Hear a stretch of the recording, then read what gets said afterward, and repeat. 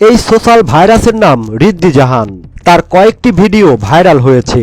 একটি call recording, একটি video recording আর একটি কক্সবাজারে টি-20 ম্যাচের। সোশ্যাল মিডিয়ায় ঢুকলেই দেখা যাচ্ছে কেউ লিংক দিচ্ছেন, আবার কেউ লিংক চাচ্ছেন।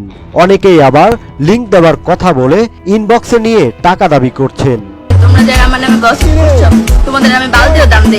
মেয়েটি কয়েক মাস আগে ভাইরাল হয়। তার বান্ধবীর বয়ফ্রেন্ডকে নিয়ে কক্সবাজারে ঘুরতে যায় এবং 3 দিন রাত্রি যাপন করেন।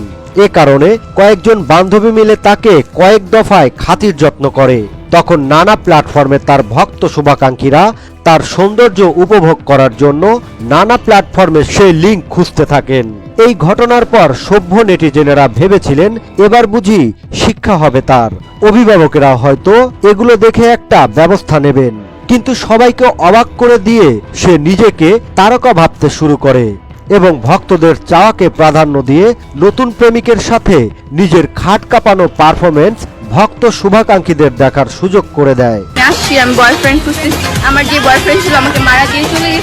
সে অনুভব করেছে ভাইরাল হতে হলে জান্নাত তোহাদের মতো একটি বিছানা কাঁপানো মুভি রিলিজ করা দরকার।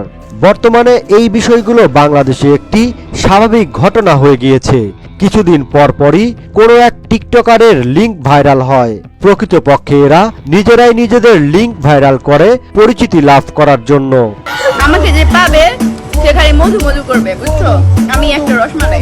এরা যেসব ভাষার ব্যবহার আর অঙ্গভঙ্গি করে গত 10 বছর আগে কেউ চিন্তাও করেননি এমন দিন আসবে।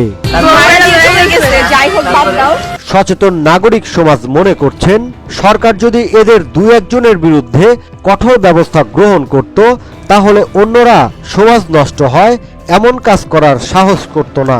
এখন হলো টাইম আছে, আমি সিঙ্গেল আছি, যারা যারা রিলেশন করতে চাও তারা নক দিও।